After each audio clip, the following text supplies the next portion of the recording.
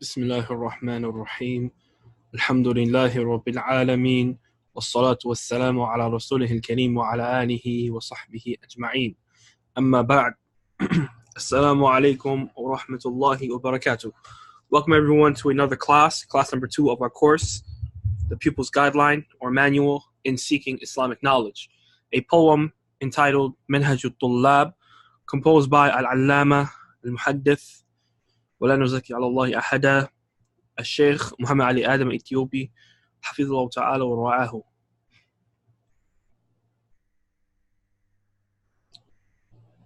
Today we're going to take a look at the introduction, the first 5 lines, along with the Basmala, the statement of Bismillah ar-Rahman ar-Rahim.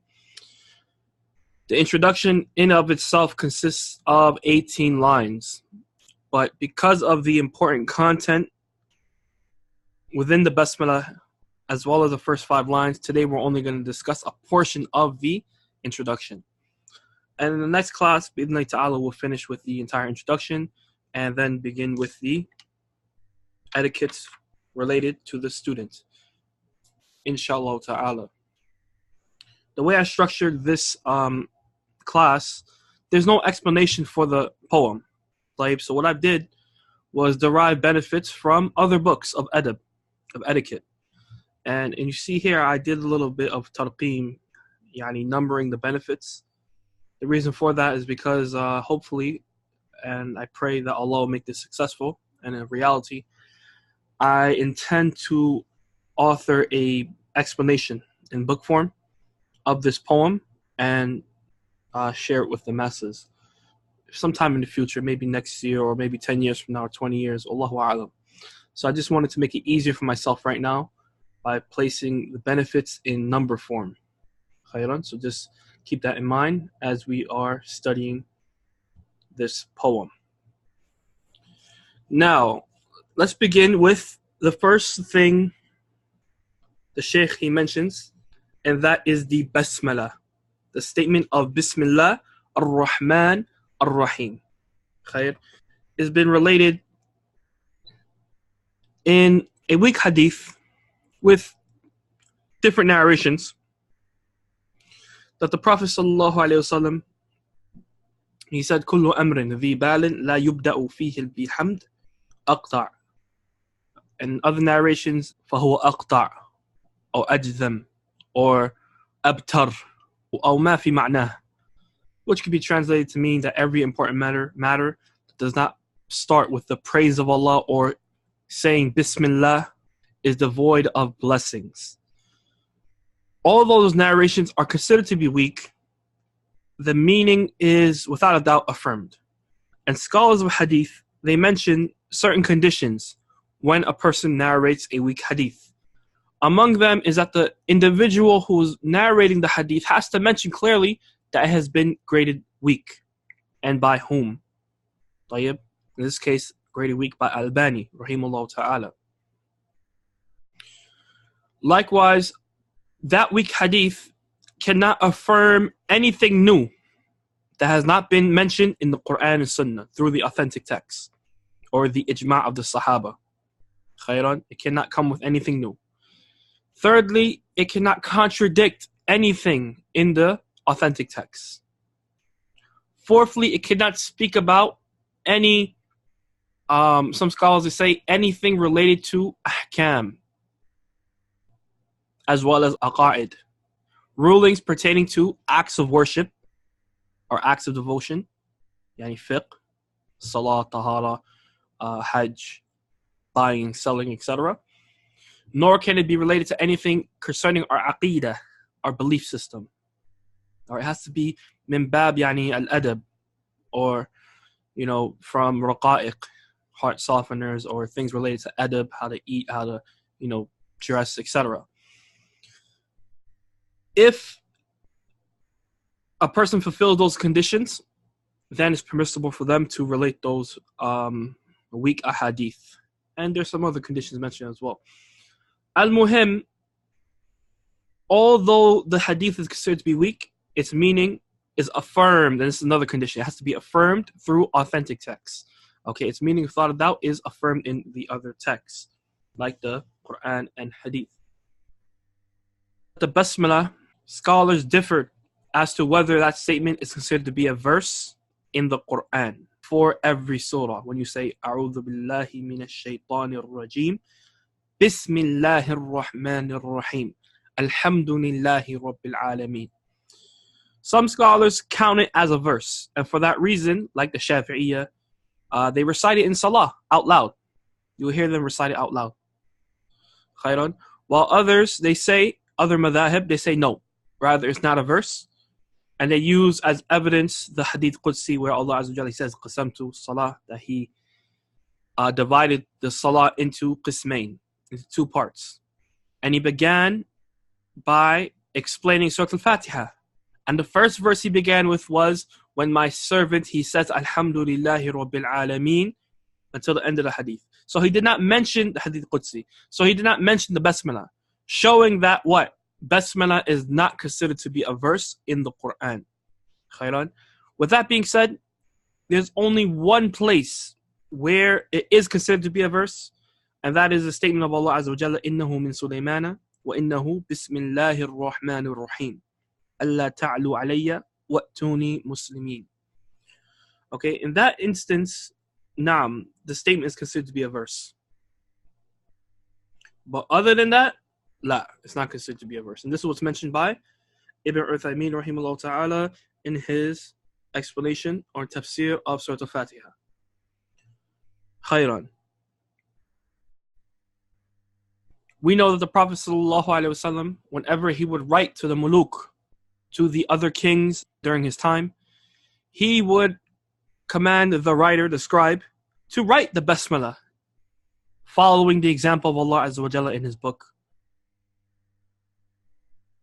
And when a person reflects over the meaning of this statement, you see that there's much blessings contained within. And that's what we're going to explain today when we break down each of these words.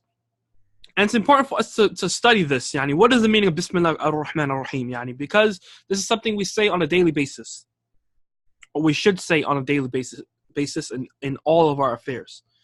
But how many of us can say that we have a true, detailed, comprehensive understanding of this statement?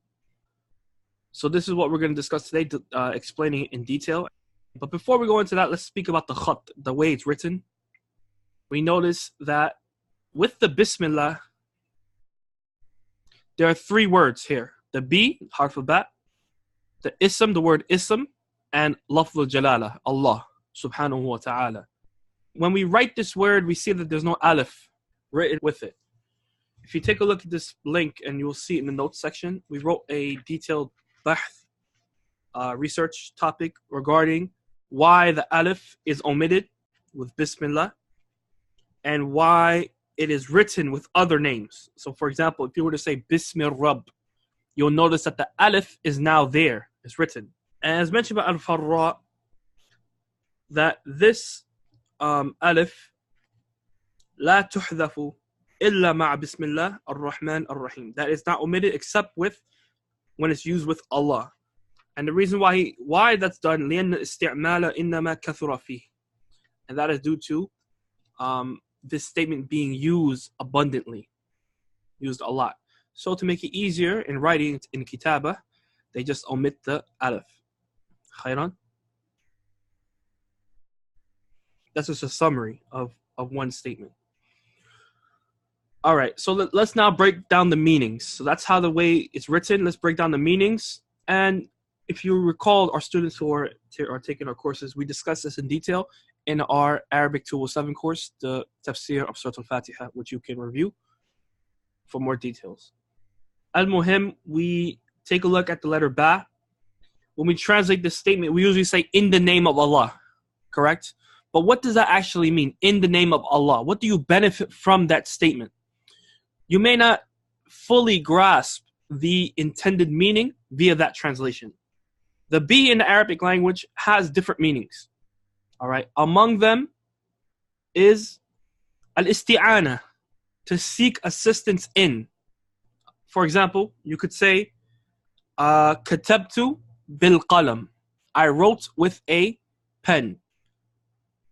Meaning that in order for me to carry out the action, the hadith of writing kitaba, I use something to assist me in completing that action. What did I use? I used the ala, the tool, al-qalam. All right, I used the qalam, the pen, as an aid, as a helper in carrying out the action of al-kitaba. So this is an example of the word be taking the meaning of al-isti'ana. Likewise here, when we say Bismillah, if you translate it as in the name of Allah, yani, that's okay. However, you have to, when you're saying the statement and when you're saying in the name of Allah, you have to realize that it's deeper than that. Khayran, that you're actually saying, I seek assistance, aid, and help in the name of Allah. That's the actual and proper understanding. But this may be difficult in writing. Okay, I seek assistance in. So if a person were to write in the name of Allah and perhaps put like in the footnote, if you're translating something or writing something, it's better to put this in the footnote, the meaning of isti'ana. Khayran. So that's regarding the word be. Now, ism, let's take a look at the word ism. Ism, of course we know, it is ma dalla al musamma. It's what indicates that entity. Yani, it's the name given to a particular thing so that you can identify it from other things. Khayran. So when I say pen, you understand what I'm referring to. When I say kitab, book, you understand what I'm talking about.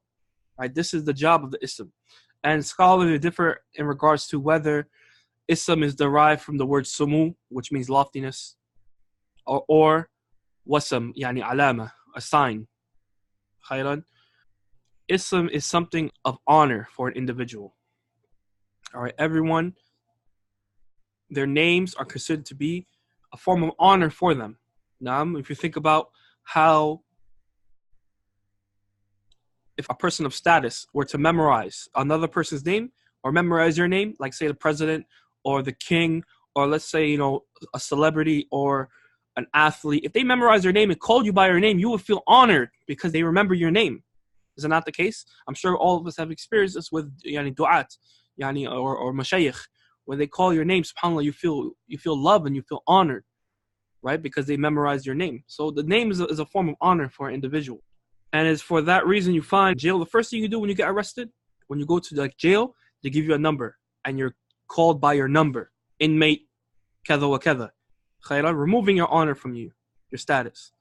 Likewise, in genocide, what happened to the Jews? They tattooed numbers on their forearms and erased their names. They didn't call them by the name, but they were known by their numbers, removing all dignity from them. Khayran. So this is the meaning of ism that we should understand. So we're saying we seek assistance in the ism of Allah. And if you take a look at the Arabic structure of this, we know that's idafa, for those who have a background in Arabic language. Mudaf mudaf ilayhi. Sah? There's a principle in Arabic language that mufrad mudaf yufidu al-umum. When the mudaf is in the state of mufrad, okay, whenever the possession is in singular form, then yufidu al-umum. It takes a general meaning. Yeah, the meaning here is not that we seek assistance in the name of Allah and that's it. La. Rather, we seek assistance in all of Allah Azza wa Jalla's names. That's the intended meaning. All right. And then Ar-Rahman, Ar-Rahim are mentioned after it for specifications, subhanAllah, that we are seeking His mercy. Okay. Out of all the names Allah Azza wa Jalla chose, He chose Ar-Rahman, Ar-Rahim to follow Bismillah. Khayran, to show that these are also among His greatest names. All right. With Lafzul Jalala Allah being the greatest name of Allah Azza wa Jalla.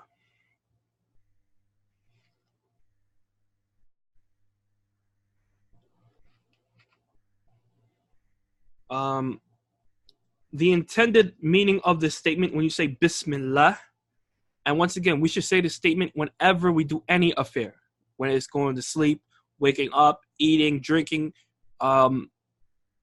picking up something heavy, going to work, right? You want Allah to help you in those affairs. Is that the case? Studying, this is something that many students, they forget.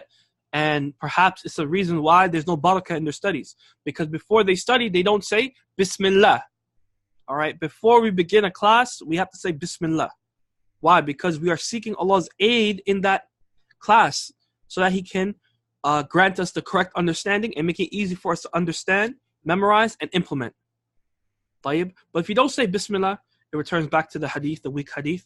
Yani that affair is devoid of blessings. وَيَذَ بِاللَّهِ. It is أقطع, أبتر. وَيَذَ بِاللَّهِ. May Allah save us all. The statement Bismillah has intended qawl that is mahdhuf, an intended statement that is omitted. And that intended statement depends on what you're actually doing. So before you read the Quran and you say Bismillah ar-Rahman ar-Rahim, the intent is that what? I read seeking assistance in all of Allah Azza wa Jalla's names. Ar-Rahman ar-Rahim. When you write and you say Bismillah, the intended meaning is I write seeking assistance in all of Allah Azza wa Jalla's names. When you pick up something heavy, picking up boxes, okay, you say Bismillah. Once again, you're doing so with the intended of I seek Allah Azza wa Jalla's assistance in this affair. Yani pick up that box or whatever. Same thing goes for studies. طيب. So we have to keep that in mind.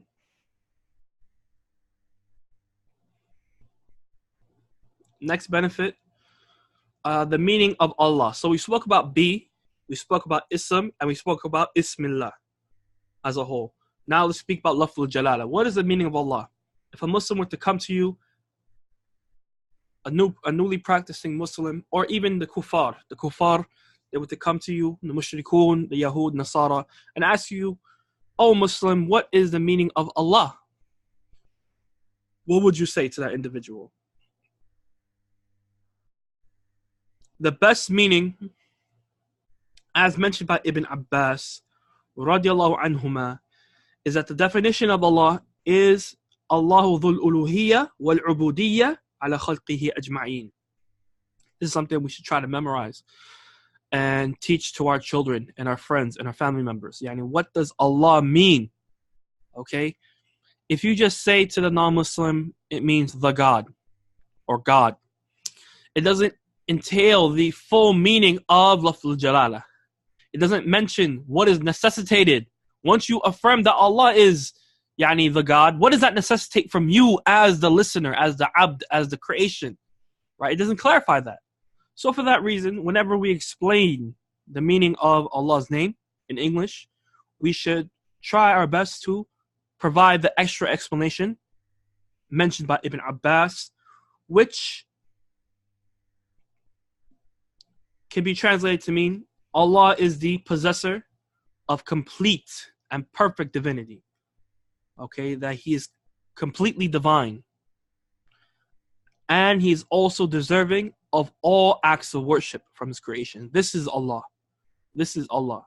The one who is completely divine and perfect in His divinity and deserving of all acts of worship. Khayran.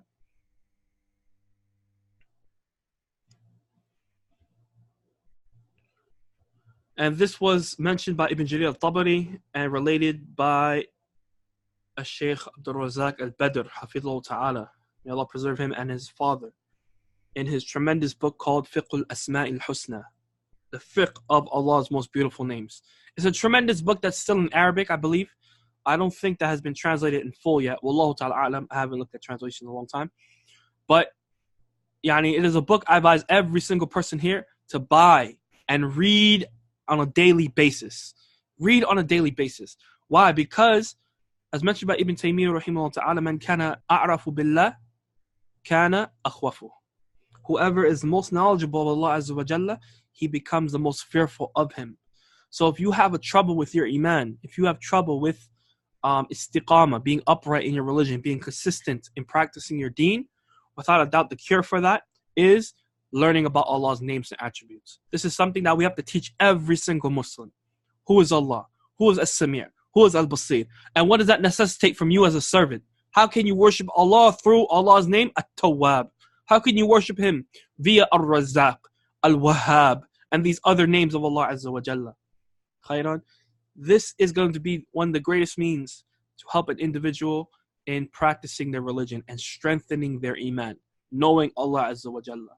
So this book right here is among those books, and there are many. There's one by Sa'di as well, and other books too, that discuss the names of Allah Azza wa Jalla that has been mentioned in the Quran and Sunnah. Buy the book in Arabic. If you understand Arabic, read it. If you don't, find someone who knows Arabic and force them to read it to you and translate it to you. Force them.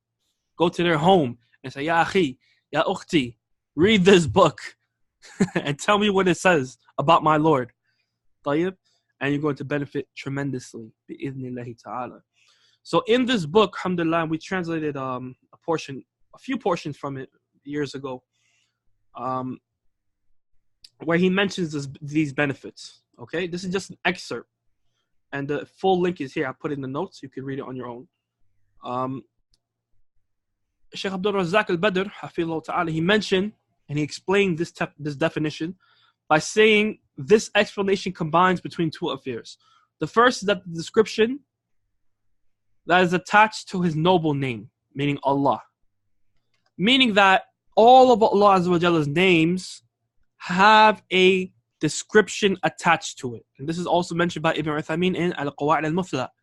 Okay, every name of Allah has a description. So when you think about, here the Shaykh goes on to say, knowledge is attached to Al-Alim. Allah is Al-Alim, the all-knowing.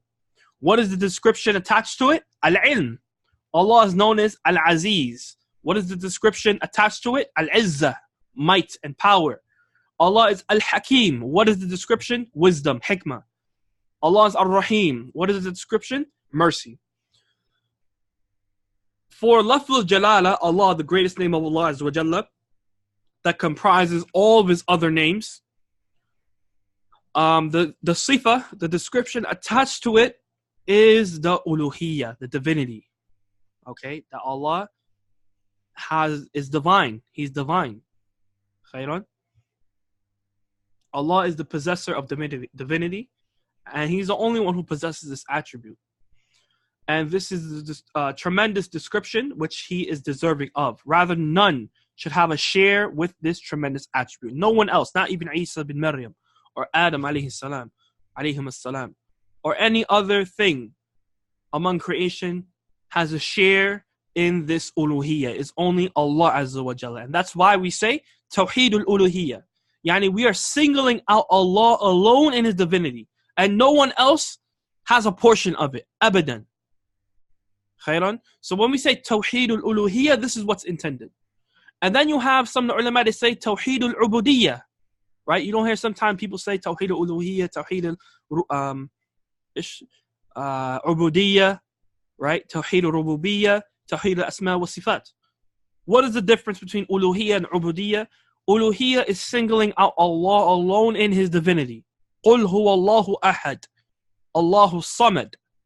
Khair. Tawheedul Ubudiyya is singling out all acts of worship to Allah alone. Okay? So when you pray, when you fast, when you perform Hajj, when you give in zakah, give in charity, when you are good to your parents, you're only doing it for what? For Allah Azza wa Jalla alone. طيب. So that's the difference between uluhiyya and ubudiyya. Khair. So this is what the first affair the Shaykh derives from definition, is that uluhiyya is found in Lafzul Jalala. That's the sifa, the description for that Ism A'zam. The second affair that he derives from this explanation by Ibn Abbas is that the description is attached to servitude. That the servant, the slave, worships and single him out only. This is what we talk about Tawheed al-Ubudiyya. وَهُوَ الَّذِي فِي السَّمَاءِ إِلَهٌ وَفِي الْأَرْضِ إِلَهٌ. And He, meaning Allah, is the only God to be worshipped and deserving of that worship in the heavens, as well as the only God deserving of that worship in the earth or on earth. Meaning everyone in the heavens and earth, inhabitants therein, are subjugated to Him. Everything is submissive to His greatness, obedient to His wants and will and mightiness. the slaves of Ar-Rahman single him out in worship and exert themselves in worshiping him through their hearts, spirits, statements, and actions. Allah combined these two meanings, yani divinity and servitude, in numerous places in the Quran. So we see that the Tawheed al-Uluhiyyah as well as Ubudiyyah are combined in many places in the Quran. Here are just how many? 2 examples or 3 examples. Okay? إنني أنا الله لا إله إلا أنا فاعبدوني وأقم الصلاة لذكري. Verily I am Allah. Allah mentions in Surah Taha, none has the right to be worshipped but I. So this is singling out Allah. Okay? Verily I am Allah. Innani an Allah. This is singling out Allah in terms of divinity, His uluhiyyah. Then after that, okay, La ilaha illa ana. This is singling out Allah in terms of His divinity. And then after that, we have fa'budni wa aqimis salata li dhikri. This is singling out Allah in terms of directing all acts of worship towards Him alone. So we see divinity, ubudiyyah. Uluhiyyah, ubudiyyah. Khayr. Another verse, وَمَا أَرْسَلْنَا مِن قَبْلِكَ مِن رَسُولٍ إِلَّا نُوحِي إِلَيْهِ أَنَّهُ لَا إِلَهَ إِلَّا أَنَا فَاعْبُدُونِ. We have not sent any messenger before you, O Prophet Muhammad sallallahu alaihi wasallam, but we revealed to him saying, none has the right to be worshipped but I. All right. فَاعْبُدُونِ. So worship him alone. La ilaha illa ana is the uluhiyyah, singling out Allah alone. قُلْ هُوَ اللَّهُ أَحَدٌ. And فَاعْبُدُونِ is in terms of the ubudiyyah. فَاعْبُدْهُ وَاصْطَبِرْ لِعِبَادَتِهِ هَلْ تَعْلَمُ لَهُ سَمِيًّا. And this is just a link which you could read on your own. بإذن الله تعالى. خيرا. Let's move on to the name Ar-Rahman. Ar-Rahman and Ar-Rahim. We'll take a look at the differences. We see that both of these names are on the scale which is known as Sighatul Mubalagha, which are scales that are used in the Arabic language to denote emphasis. Okay, in fact, the utmost level of emphasis of a particular attribute. Among these scales we see here is Fa'lan and Fa'il. And there's other scales as well, Fa'al. Okay, some say Fa'il and others reject that scale. Al-Muhim, both of these names, because they're on this scale, it denotes the utmost level of mercy, of rahmah. Khair. Therefore, what is the difference? If both of them denote the utmost level of mercy, rahmah, what is the difference between the two? Ar-Rahman, as scholars, some of them they mention, is a mercy for all of creation, whether they be Muslim or not, whether it be inanimate objects or actual people and jinn, living beings. Khair. It includes animals as well. It is Allah's mercy for all of His creation. While they say Ar-Rahim is specifically for the believers. وَكَانَ بِالْمُؤْمِنِينَ رَحِيمًا. Okay, that Allah is merciful to the believers. He mentioned specifically. This is one difference they mentioned. Ahlul Ilm. Another difference they mentioned is that Ar-Rahman is His mercy that is connected to His dhat, His being. So therefore it's constant. Doesn't go away. Okay, it's an attribute of Him. Khayran, that is constant within Him. While Ar-Rahim is connected to when Allah does that action. When Allah shows mercy. When Allah shows mercy to an individual, He is described as Ar-Rahim. Outside of that, He is known as Ar-Rahman. This is one statement among Ahlul Ilm regarding the difference between the two. And they also mentioned that Ar-Rahman is a name that is only specific to Allah Azza wa Jalla, while Rahim is something that can be applied to Allah without a doubt, as well as others. As Allah Azza wa Jalla, He mentions, at the end of Surah Tawbah, لَقَدْ جَاءَكُمْ رَسُولٌ مِّنْ أَنفُسِكُمْ. That certainly has come to you a messenger from your own selves. عَزِيزٌ عَلَيْهِ مَا عَنِتُّمْ حَرِيصٌ عَلَيْكُمْ بِالْمُؤْمِنِينَ رَؤُوفٌ رَحِيمٌ. Allah subhanahu wa ta'ala describes His messenger with many attributes, and among them He ends the verse with describing him as being compassionate as well as Rahim. Rahim. Showing that Rahim, the word Rahim, the title Rahim, can be applied to other than Allah Azza wa Jalla. Of course, وَلَا يَسْتَوِيَانِ. Yani the Rahmah that Allah shows, Ar-Rahim shows, is different from the Rahmah shown by others. Khayran. Also, Ahlul Ilm, they mention among the differences between Ar-Rahmah, Ar-Rahman, and Ar-Rahim is that the words on the scale of Fa'lan, from an Arabic perspective, it doesn't do something called La Yata'adda. However, words on the scale of Fa'il, Yata'adda. It's a bit difficult to explain without going into deep Arabic, which is why I'm kind of hesitant to go into full explanation. Khayran. Al-Muhim, if you study Sarf with us in Arabic 311, this is something we spoke about in regards to those type of verbs that ta'adda and those that do not ta'adda. Khayr. Some have mentioned, like Mujahid, that Allah Azza wa Jalla is Rahmanul Dunya wa Rahimul Akhirah. He is Rahman in the dunya and Rahim in the hereafter. Khayran. And these are just some differences. There are more mentioned by Ahlul Ilm, but وَنَكْتَفِي بِهَذَا, we'll suffice with that for now. Let's move on to what we wrote here, and that is the full meaning. The full meaning one should understand when they say Bismillah ar-Rahman ar-Rahim. And the full meaning is that I seek assistance or help or aid in all of Allah's names, the most compassionate, the most merciful. All right? The most compassionate, this is the translation given by many when they say ar-Rahman. And perhaps this is mutabaq, this is in accordance, this is in agreement with ar-Rahmah being tied to His that. Okay, it's a constant Rahmah that exists. Khayran.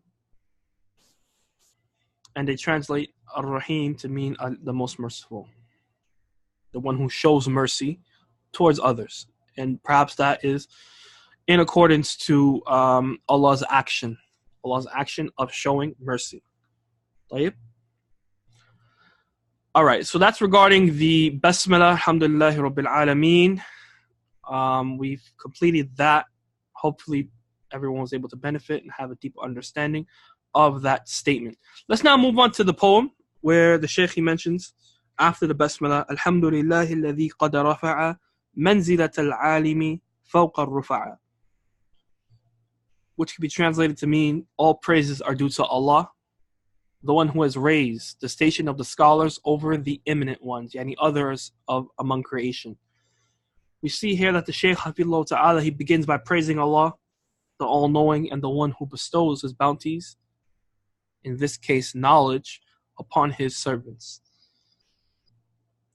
Here he says Alhamdulillah, following the example of the Quran, Surah Al-Fatiha, and other surah that begin with Alhamdulillah, Surah Al-Kahf as well, and other chapters that begin with this particular statement, Alhamdulillah.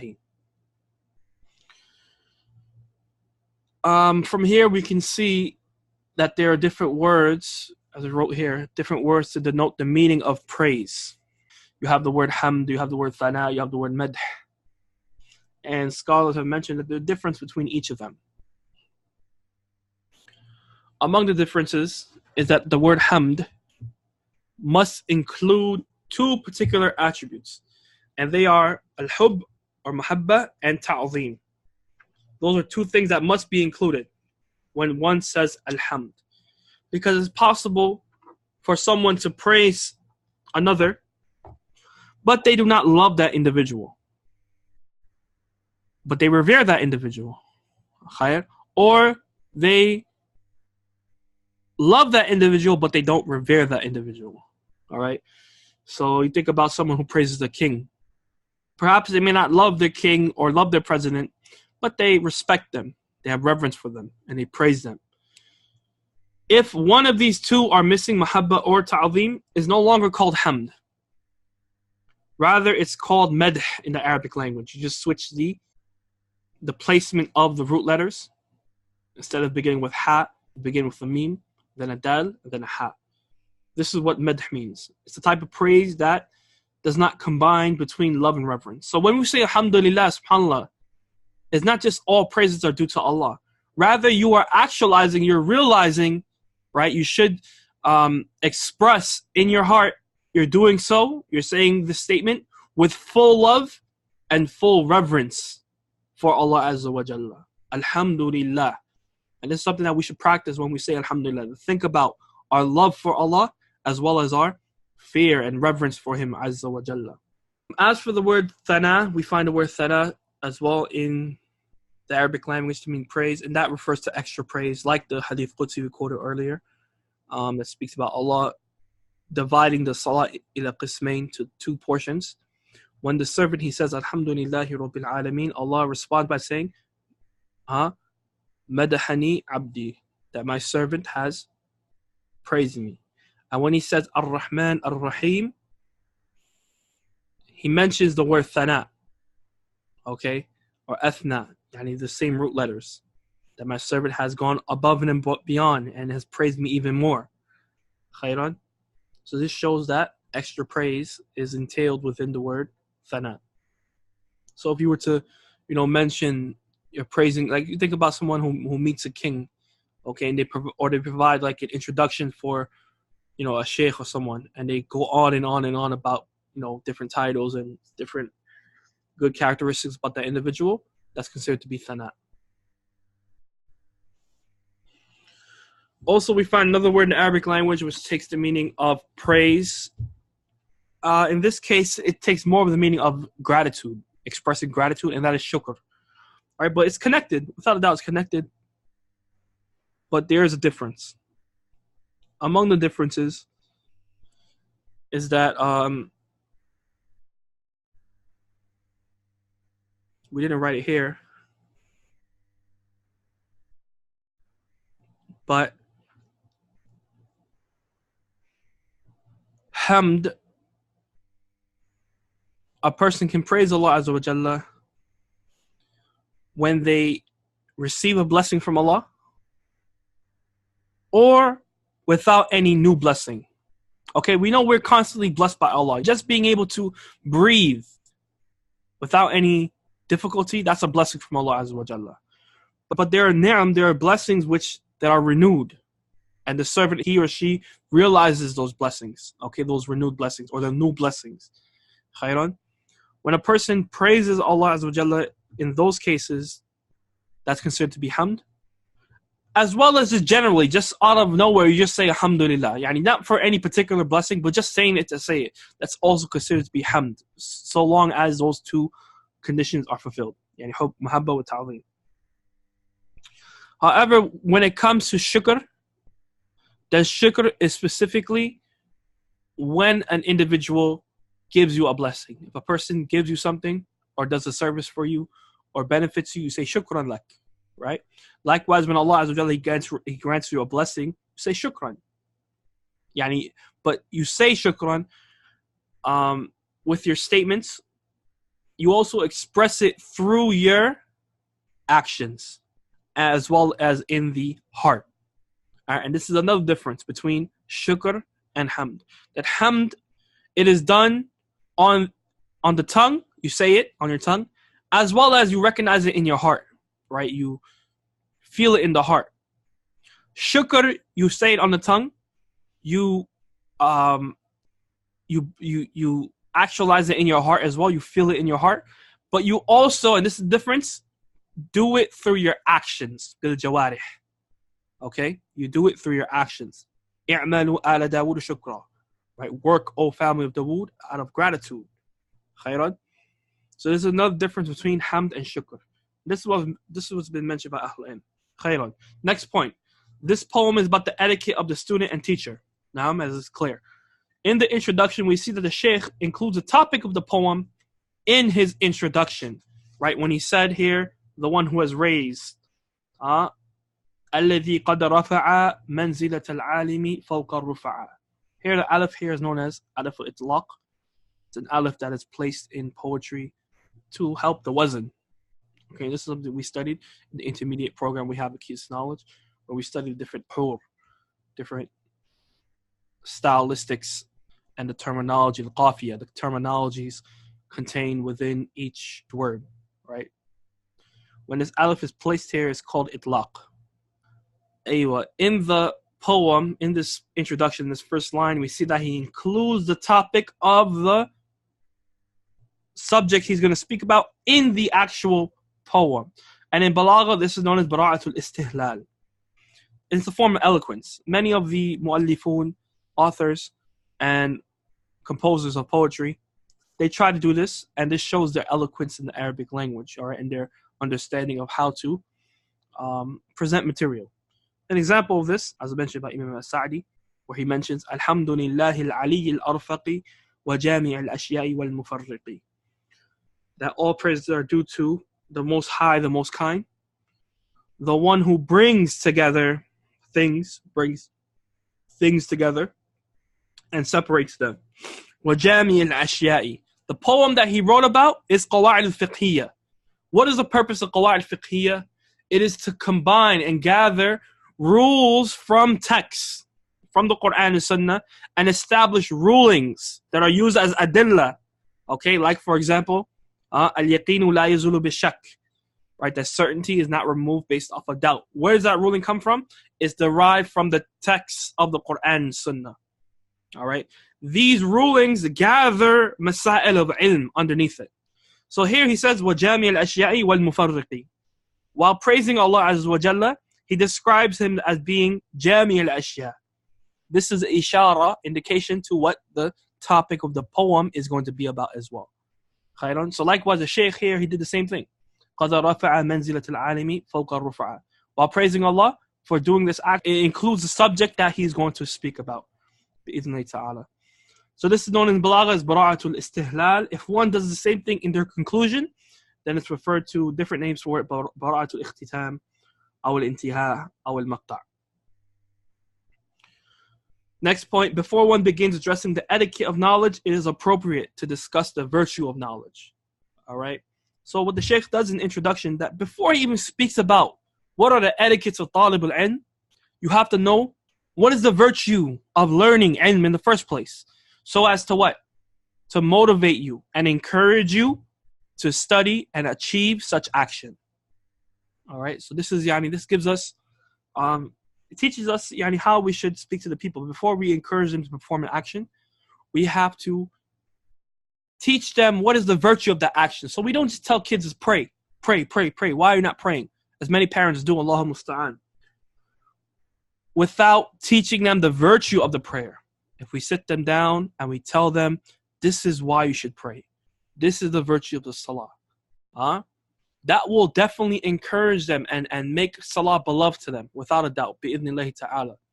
As opposed to just ordering them and commanding them to pray without telling them why they should pray. So the Shaykh does the same thing here. Before he speaks about seeking knowledge and the etiquette of doing so, he's going to tell you some of the virtues of this lofty action. What are the ways of knowing the virtue of knowledge? By looking at its people. We as humans, we constantly look for role models, without a doubt, right? To imitate. And we usually look at those who are successful. So you think about the youth in America, for example. Who do you look up to for the most part? Athletes, celebrities, perhaps politicians if they're into politics. People who are quote-unquote successful in the dunya. All right? And when they see these people are successful, they want to imitate them. So they follow in their footsteps and take them as role models. Khayran. So because of that, and that's the nature of mankind, we want to follow people. We want to imitate others who we respect and love and revere. In order to learn about the virtue of knowledge, the Shaykh is informing us of the people of knowledge and their status with Allah. All right. Yani look at those who have achieved knowledge and look at their virtue and status with Allah, Rabbul Alameen. Not with the people, but with Rabbul Alameen. Yani our creator. And once we realize their status and their level and their fame, if you will, without a doubt, that will encourage the Muslim who loves Allah to embark upon this path as well. Here we see the Shaykh is addressing the virtue of knowledge and how it raises one's status with Allah. All right. Sixth benefit, the virtue. We see the virtue of the scholar over the worshipper. So the Shaykh says here, منزلة العالم, the one who has رفع منزلة العالم فوق الرفعاء, the one who has raised the station of the scholars over other virtuous people, people of status, people who are close to Allah as well. Allah Azza wa Jalla has raised this virtue of the scholar over them and brought them closer to Him.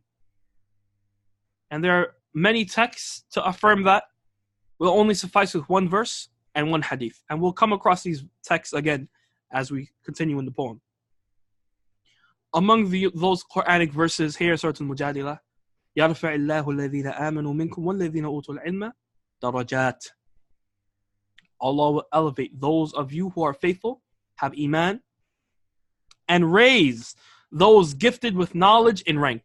So Allah raises those who have iman in Allah and the Messenger and act upon that.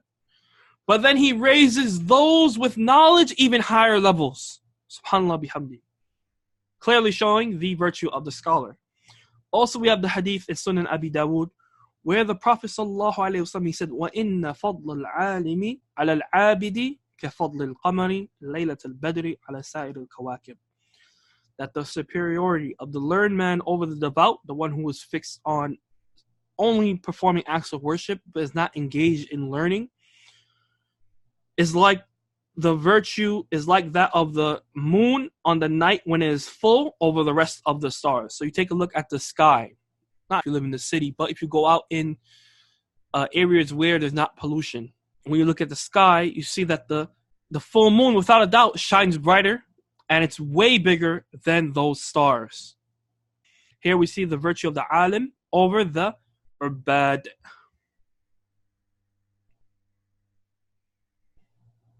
Then the Shaykh says, Hafidhullah Ta'ala, قَدْ قَرَنَ اللَّهُ لَهُ الشَّهَادَةِ فِي الرُّتْبَةِ الْعُلْيَى مِنَ الْعِبَادَةِ. Certainly Allah has linked or connected His testimony, La ilaha illallah, to being on the highest level over all other acts of devotion. Meaning that learning about La ilaha illallah is extremely important and it takes precedence over all other acts of worship. Alright, for a person to learn about La ilaha illallah, this is the most important thing for them. Right? A person cannot become a Muslim unless they make the shahada. And what is the shahada? Ashhadu an la ilaha illallah wa anna Muhammadan Rasulullah. They understand its meaning. Khair, and they accept it, which will then lead to them learning more about it and acting upon it. No matter if they pray, right? If a person were to pray but not affirm the shahada, they're not considered to be a Muslim. Allah says in Surah Muhammad or Surah Al-Qital, another name for the surah, فَاعْلَمْ أَنَّهُ لَا إِلَهَ إِلَّا اللَّهِ وَاسْتَغْفِرْ لِذَنْبِكَ. Notice the wording of this verse where it starts with فَاعْلَمْ, know.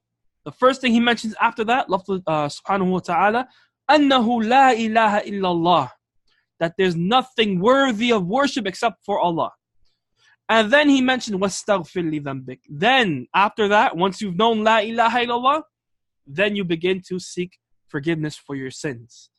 From this ayah, Imam Bukhari, rahimahullah ta'ala, he famously said in his Jami' Sahih al-Musnad, al-ilmu qabla qawli wal-amal, that knowledge precedes words and deeds. Alright? Meaning that the first thing that is obligatory upon a person is to know La ilaha illallah. Alright? We have to, in order for us to worship Allah, to perform the salah, perform zakat, perform hajj, wa hakadha, we first need to know who Allah is so that we can worship Him alone. And this is why the Shaykh says, وَقَدْ قَرَنَ اللَّهُ لَهُ الشَّهَادَةِ فِي الرُّتْبَةِ الْعُلْيَى مِنَ الْعِبَادَةِ, that it is on the highest level over all other acts of devotion. Learning the Shahada is of utmost importance. Without it, deeds are not accepted. Deeds are not accepted. The Nasara and the Mushrikun, they do good deeds, quote unquote, right? They feed the poor, they clothe them, they give in charity. Naam is not the case. They have good manners. But would that benefit them? Will they benefit from those good deeds? While they still commit shirk, while they make false accusations about Allah, claiming that Allah has a son or daughters, وَيَعْذُ بِاللَّهِ. La. Those actions will never be accepted until they learn and attest to the Shahada. Allah subhanahu wa ta'ala tells us in Surah Zumar, وَلَقَدْ أُوحِيَ إِلَيْكَ وَإِلَى الَّذِينَ مِنْ قَبْلِكَ لَإِنْ أَشْرَكْتَ لَيَحْبَطَنَّ عَمَلُكَ. Alright, that if you were to associate partners or anyone else or anything else with Allah Azza wa Jalla, your deeds will certainly be void, null and void, erased. And he mentions what? وَلَا تَكُونَنَّ مِنَ الْخَاسِرِينَ. And then you will definitely be among the losers. بَلِ اللَّهَ فَاعْبُدْ وَكُمْ مِنَ الشَّاكِرِينَ. Rather worship Allah alone and be one of the grateful. I'm laughing because I remember, subhanAllah, one time we had a class, we were doing tahfidh, and we were reciting this verse to each other before we went to the teacher. And the student, Allah Mustaan, the person I was reviewing with, he said, بَلِ اللَّهَ فَاعْبُدْ وَكُمْ مِنَ الْمُشْرِكِينَ. أعوذ بالله. La ilaha illallah. Then he realized, subhanAllah, the meaning, and he corrected himself. Al-Muhim, yani we see here that a person's action will never be accepted unless they know La ilaha illallah. Making the Shahada the most important act of worship a person has to learn and implement. Khairan? And that explains his statement over here. طيب. Moving on, we have the Shaykh, he says, أكرم بها شهادة التوحيد بدأ بنفسه لدى التمجيد ثم ثنى بزمرة الملائكة ثلثهم بالفرقة المباركة في آل عمران أتى بيان ذا خذ شهد الله لواء يحتذى. First thing we want to point out is that the Shaykh here is quoting a verse from the Quran. And this is known in the Arabic language as iqtibas. Alright? So we take this statement right here, this shatr. And if we were to take this shatr, this line of the couplet, خُذْ شَهِدَ اللَّهُ لِوَاءً يُحْتَذَى. See that he's quoting a verse in Surah Al-Imran. شَهِدَ اللَّهُ أَنَّهُ لَا إِلَهَ إِلَّا هُوَ وَالْمَلَائِكَةُ وَأُولُو الْعِلْمِ قَائِمًا بِالْقِسْطِ لَا إِلَهَ إِلَّا هُوَ الْعَزِيزُ الْحَكِيمُ. This is known in Arabic balagha, Arabic language, and the science of rhetoric, as al-iqtibas, where a person will quote a text, whether it be from the Quran or the Sunnah or Shi'r, without any, they'll quote it in their speech without any ishara. So if we take a look at this, the second part of the couplet, and take it like that, we can say that it falls under this ruling. Like, for example, there's a statement where the Arabs, they say, وَلَا تُعَادِ النَّاسَ فِي أَوْطَانِهِمْ قَلَّمَا يُرْعَى غَرِيبُ الْوَطَنِ وَإِذَا مَا شِئْتَ عَيْشًا بَيْنَهُمْ خَالِقِ النَّاسَ بِخُلُقٍ حَسَنٍ. Where he says that you should not be hostile towards the people in their lands. Right? Let's say, for example, you move to another land, you move to Saudi Arabia, you move to, any other land. Okay? Yeah, and don't be hostile towards them. Don't cause, fights with them. Why? Because قَلَّمَا يُرْعَى غَرِيبُ الْوَطَنِ. It is rarely seen. Okay? Rarely is the stranger protected against those individuals. If you start a war with someone who is a resident of a particular land and you're the stranger, people are normally going to take the side of that resident, right? And that's just a sad reality, khayran, for the most part. وَإِذَا مَا شِئْتَ عَيْشًا بَيْنَهُمْ. And if you wish to still live with them, then خَالِقِ النَّاسِ بِخُلُقٍ حَسَنٍ. Then treat the people with the best of character. Here is quoting the hadith, وَخَالِقِ النَّاسِ بِخُلُقٍ حَسَنٍ. but it doesn't give any ishara. It doesn't give any indication that this is a hadith that he's referring to. This is what's known as iqtibas, and you find out a lot in the khutab, okay, introductions of the khutbah, introductions of books. Scholars, they will quote in the khutabat, they'll quote from the text without any ishara to those texts. So this is what the Shaykh is doing here in the second couplet. But if in the second part of the couplet, but if we take it as a full, then we see clearly he quotes, he references what he's referring to. All right. He's referencing the verse Surah Ali Imran, which could be translated to mean Allah Himself is a witness that there is nothing worthy of worship except Him, and so are the angels and people of knowledge. They also make that testimony that La ilaha illa huwa. Allah Azza wa Jalla is the maintainer of justice, and there is nothing worthy of worship except Him, the Almighty, the All-Wise. In this verse, subhanallah bihamdihi, we see that Ibn al-Qayyim rahimahullah ta'ala, when you read his books, he derived 41 benefits from this verse. From this verse alone, this one verse, 41 benefits showing the virtue of knowledge and its people. Among them, we only mentioned 4, but subhanallah bihamdi, it gets really deep if you read his kalam on the tafsir of this verse. He mentioned that Allah did not single out anyone else from mankind but them. So this shows the virtue of people of knowledge. Allah didn't select anyone else from mankind or jinnkind except for those who ulul ilm. He connected the shahada, testimony of people of knowledge, with his. So he mentions them along with Allah Himself. Likewise, we see that Allah connected their shahada with the angels. Okay, and he also mentioned that this is praise for the people of knowledge, as Allah never praises anyone except that they are praiseworthy. Khairan. So, and there's more. There's a lot more. Allahumma musta'an, but we'll suffice with that.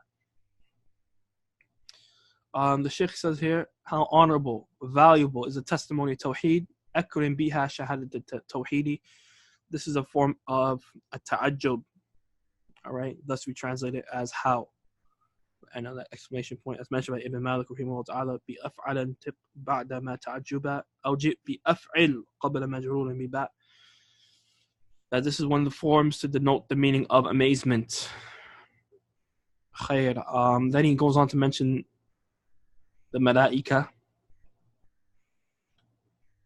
and the people of knowledge in the verse Surah Al-Imran. Here's some links for further reading, which we translated a few years ago. The definition of La ilaha illallah and how some people mistranslate or misunderstand what is the true intent of the statement. We advise you to read it. And some of the synonyms of La ilaha illallah found in the Quran, also by the same Shaykh. May Allah preserve him. Khairan. So this is what we have to present today. Bikhtisar. We ask Allah Azza wa Jalla to accept it, to grant us understanding, to make it a proof for us, and allow us to, implement what has been mentioned today, and make it a proof for us and not against us on the Day of Judgment. Ameen. هذا وصلى الله وسلم على نبينا محمد وعلى آله وصحبه أجمعين. سبحانك اللهم وبحمدك أشهد أن لا إله إلا أنت أستغفرك وأتوب إليك والله تعالى أعلم والسلام عليكم ورحمة الله وبركاته.